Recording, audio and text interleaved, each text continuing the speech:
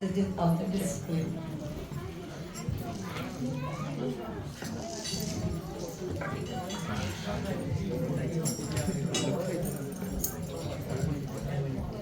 My fellow souls, children of one God,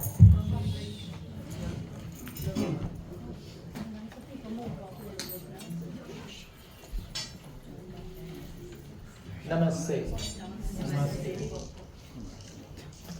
As we should all know by now, we are celebrating 200 years since the day that one of the greatest society-changing, most influential of leaders was given to humankind in the form of our very own Maharishi Swami Dayananda Saraswati. That brilliant light, even in his passing, that Vedic light which he brought forth to all of us, was never extinguished and will never be extinguished. That light that came into being on March the 5th, 1824. It certainly warms my heart to see all of you here today. Now, you know why you're here today. I know why you're here today. But I humbly ask your permission to adjust your reason for being here. Is that okay? Yes? Yes? Yes? Yes.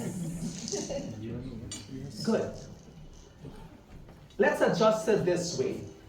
You're here tonight to join me in my spiritual journey, our spiritual journey, a journey in which we walk hand in hand. If you fall, I help you up. If I fall, you help me up. And that's how it ought to be. The last time I was here, we spoke about the 10 principles of Arya Samaj. We discussed how these principles,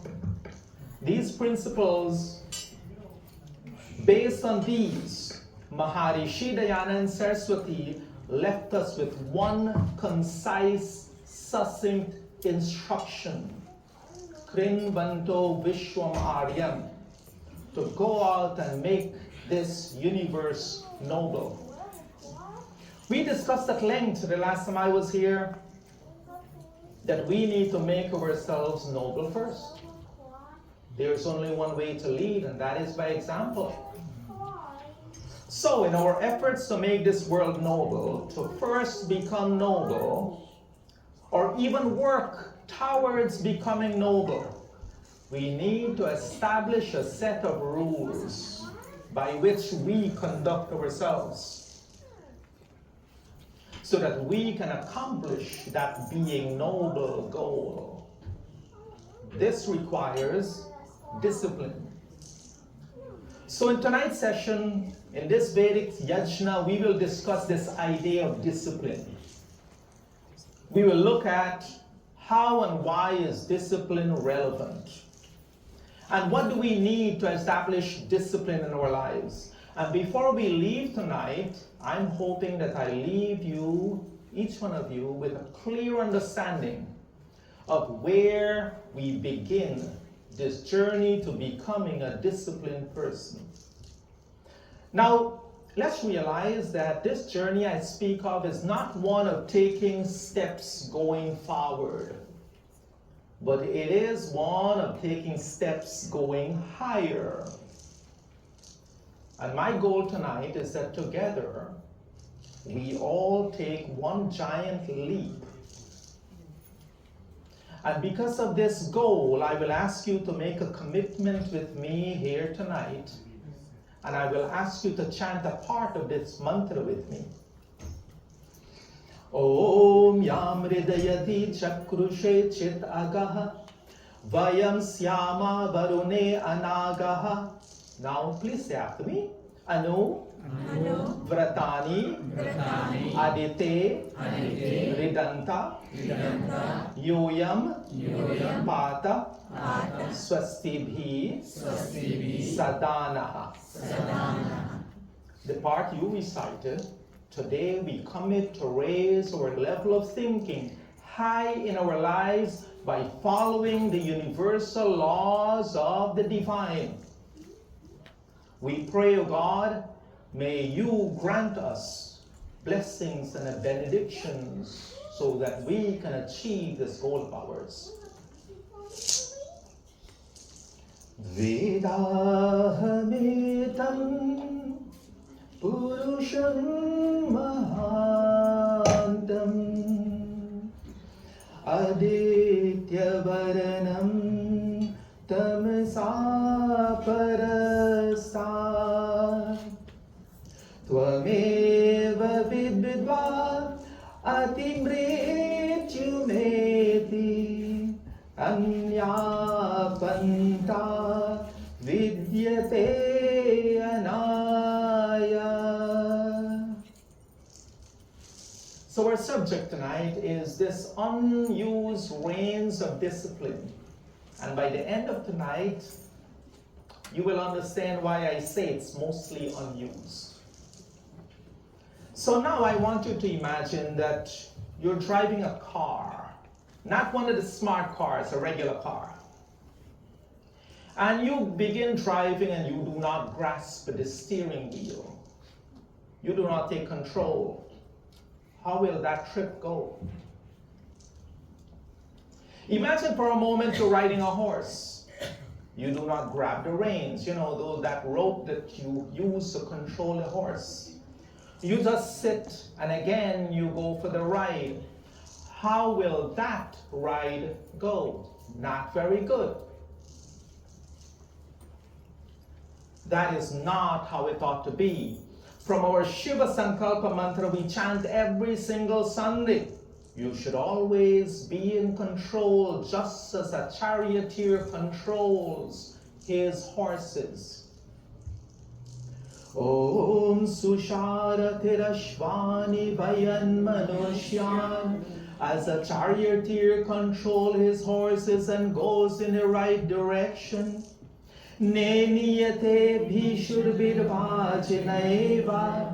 So too we should direct our thoughts, words, and actions. Hrit pratishtam yarajiram javishtam. The immortal soul in the heart space can control that fast-moving mind. Tanme manah Shiva Sankalpamastu. May my mind be filled with noble and Shiva-like thoughts. This prayer contains within it an instruction on taking control of the mind by using the reins of discipline. So let's talk about this unused reins of discipline. Why do we need discipline in our lives anyway? Well, in the spring, in the summer and fall, like many of you do, we plant a really nice garden in the backyard. We have a lot of beautiful plants in the ground. We also have a lot of flowers and vegetables, fig trees, fruit plants of all sizes in pots. And most of you can share this experience with me. How many times after a thunderstorm or a windstorm, you go out in the backyard and you find your potted plants fallen over, blown over, and broken? I'm happy to say this hardly happens to me. Why? Because when the weather forecast is for a windy day or a serious thunderstorm, I go outside and I carefully lay down all my pots on the ground. You laugh. Why do I do this? Because when I lay the plants down, I control how they fall. I lay them down carefully and gently. I prevent any branches from breaking, any fruits from falling off, and after the storm, I pick them all up again. You see, the gale force winds wouldn't be as gentle as I would be. I take the initiative and I control the fall. This applies to our lives too. If we take the initiative, if we take charge, we have a much higher measure of control over the outcome. When we're disciplined, when we have developed that self-control, We will focus and we will do whatever it takes to determine what happens. When it happens in our favor, or minimize the consequences. We might even take steps to prevent it from happening again. You see, the fact that instead of letting life knock us over, we should take control. Prevent or minimize the fall. So let's talk about this discipline. If I want to establish discipline in my life, where do I start?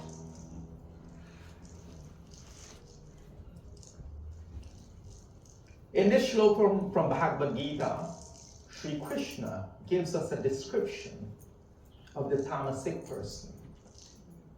Ayukta prakrita stabdaha shata naishkrita alasaha vishadhi dhirga sutricha karta tamasa uchyate. Sri Krishna says that the person who's tamasic, who is of an ignorant state of mind, he's ruled by ignorance. That person is undisciplined, vulgar, stubborn, deceitful, slothful, procrastinating. Shloka tells us that people who are stuck in this mode, they have closed their ears to reason. And because of that, they're usually cunning and devious. They're vulgar, they do not control their animal instincts. They make excuses. They don't get things done. They never get things done. They're always late. They're always focused on the materialness of things. And because of this, we find that they are unhappy, morose, bitter. They're usually not nice people to be around. I'm sure many of us know people like this. Forget that. Ask ourselves, do we fall into that category? Am I undisciplined? Is your demeanor, your language always vulgar? Are you stubborn, conniving, deceitful? Are you lazy, depressed? Do you procrastinate often? Very popular bhajan. उठ जाग मुसाफिर भोर भई अब न कहा जो सोवत है जो जागत है सो पावत है जो सोवत है सो खोवत है उठ जाग मुसाफिर भोर भई अब न कहा जो सोवत है. Get up. Bhajan says get up. Don't procrastinate. Get up from your laziness and your slumber and your inactivity. When a new day comes, do not sleep anymore. Get up. दुख नींद सी आंखें खोल जरा और अपने ईश से ध्यान लगा. दुख नींद सी आंखें खोल जरा और अपने ईश से ध्यान लगा. यह प्रीत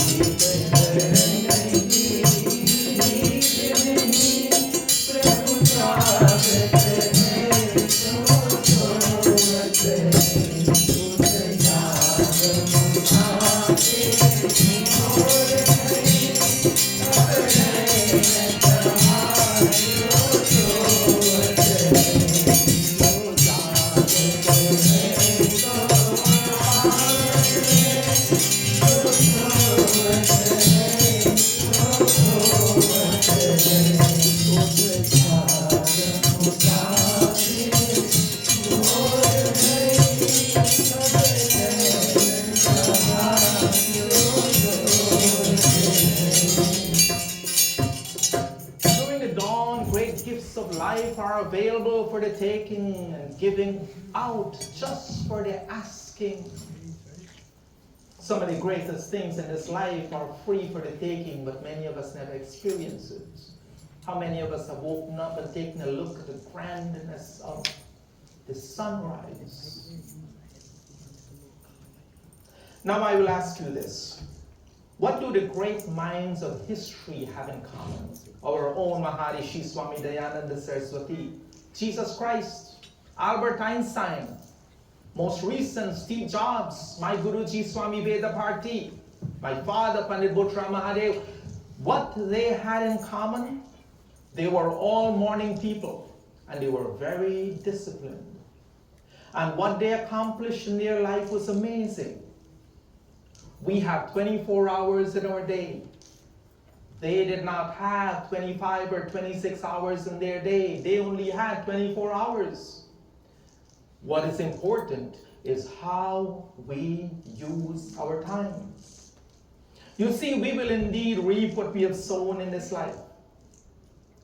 And here's a fact that I will tell you, sometimes depending on how you think about it, it's not a pleasant fact.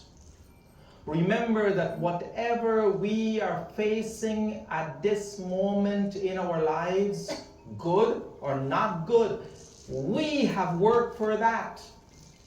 That is a result of our own karmas. No one else. My fellow souls, to change this kind of approach in our lives requires discipline. We control our mode of behavior. You must be thinking that, Panditji, you mean I cannot live a life without being disciplined? Sure you can, but you will always be playing catch up. When you're undisciplined, you will always be blaming others. You will be always unhappy. When you're undisciplined, you will always be miserable and unfulfilled. And when this chapter of our journey comes to an end, we will blame ourselves for not trying hard enough because we have not made progress in our lives. The reality of life, you've often heard me say, is that anything in life that is worth having requires a measure of discipline. Anyone who've accomplished anything in their life will tell you, if there's anything you really want to accomplish that's worthwhile, you need a measure of discipline.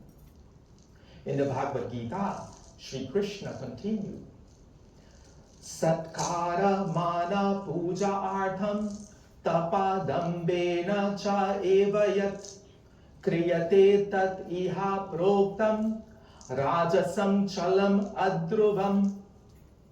In this shloka, Sri Krishna is explaining to Arjuna. And here's a distinction. Sometimes we act. But when we are acting for the sake of gaining honor and fame and position and feeding of the ego and all of that, it is done in the mode of the rajas behavior.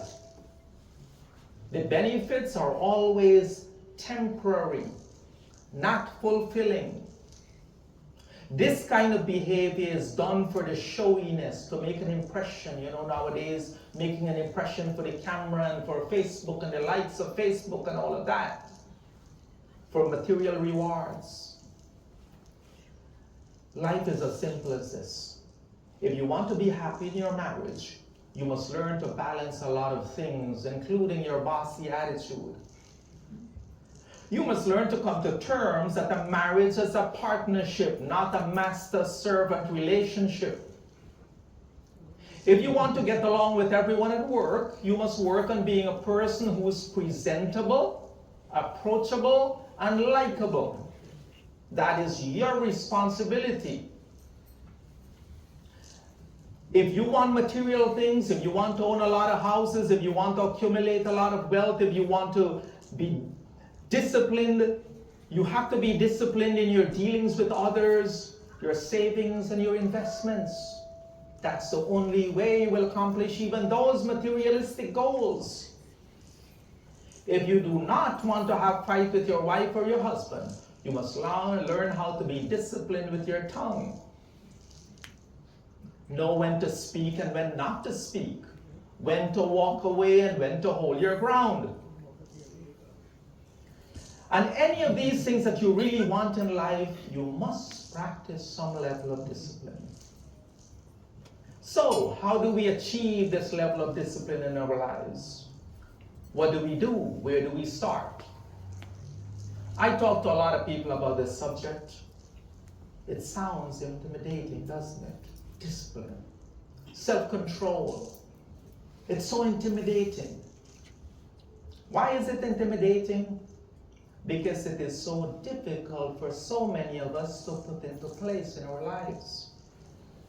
So, you must be respectful of time and be timely. That's what a disciplined person would do. You must be disciplined about the food and the drinks you consume. You must be disciplined about your speech, your thoughts, and your actions. You must be disciplined about your sleeping, not too much, not too little. You must be disciplined and choosy about your company. Friends or family you spend the majority of your time with. You must be disciplined about your spiritual path. What to practice, how, when, where, how much. Discipline, discipline, self-control. So scary and intimidating sometimes. But today I propose to you, with my own experience and my knowledge, that self-control or discipline is only as hard as you make it out to be. For some people it can be as simple as flipping a switch or changing their clothes. For others, a lifetime of struggles. It depends on how you think about this. So my fellow souls, again, it all begins in your mind. And every time we meet, almost every time you hear me say this, Auntie Sham, where are you? We could chant, we could say this together.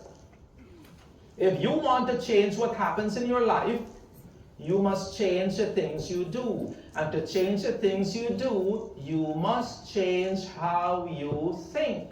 It all begins with thought. Pravritim cha, nivritim cha, karya akarye bhaya abhaye, bandham moksham cha yaviti, buddhi satpartha satviki. Sri Krishna tells us about making proper choices. He's telling Arjuna, he says that understand what is good actions and what is bad actions. Understand what is duty and what is not duty. Understand what is to be feared and what is not to be feared. Understand what is binding and what is liberating. And the person who can discriminate between this and act accordingly, that is a disciplined person. And that person is considered a sattvic person. So, Arjuna was helped by Sri Krishna, but still, it was Arjuna's choice on what to do. We all have that same choice. We may have the knowledge between good and bad. We may have all of that, but we choose what to do. To use your intellect or not use your intellect. So when I say that sometimes discipline can be simple and sometimes difficult, what do I mean by this? You see, belief is a powerful thing. Most of you will agree with that. If you believe that discipline is a hard thing to achieve, then for you it is hard. If you believe that yes, you can do this and you have full confidence in yourself that you can achieve that discipline, for you, it becomes easier. You make it hard or easy for you. You've heard me say this a number of times. We cannot bind our own hands and then complain to the world that we're helpless. We cannot cover our own eyes and then complain to the world that we're blind. We cannot cover our own ears and then complain to the world that we are deaf. And if we never make an effort to take control of our lives, then we cannot complain that we have no control over our lives. Do you see how it all makes sense? But this is exactly what we keep doing. We fail to establish discipline in our lives, and we find ourselves in situations in which we are helpless, we're blind, we're deaf, and we are the puppet dancing helplessly at the end of the winds of change. Because we fail to take control. Nobody took away our control. We disempowered ourselves. We relinquished our own power. So it is again like riding that proverbial horse, not taking the reins and taking control. Do you see? We must take control of our lives. With discipline, you control your tomorrows.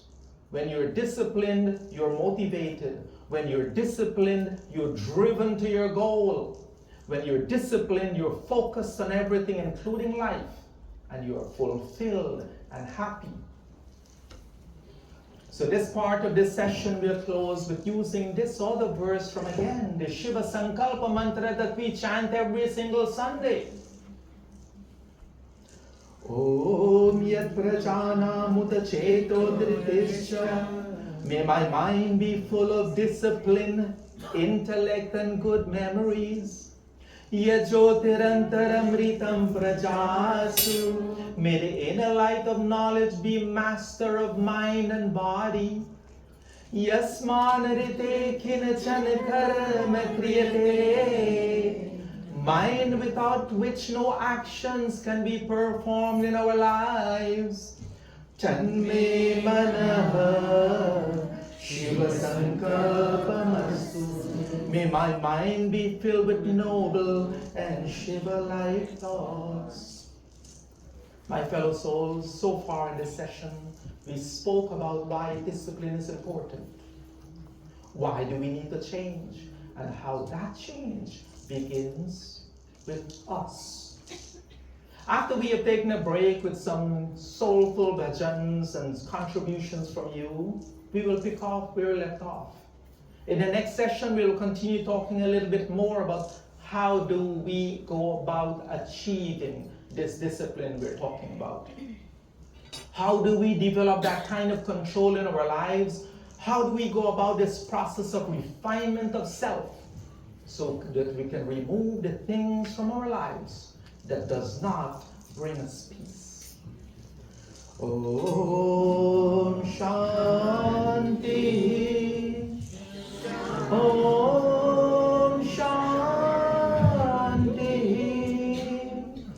Om Shanti. Om Shanti. Om Shanti. Om Shanti. Om Shanti. Om Shanti. Om Shanti. Om.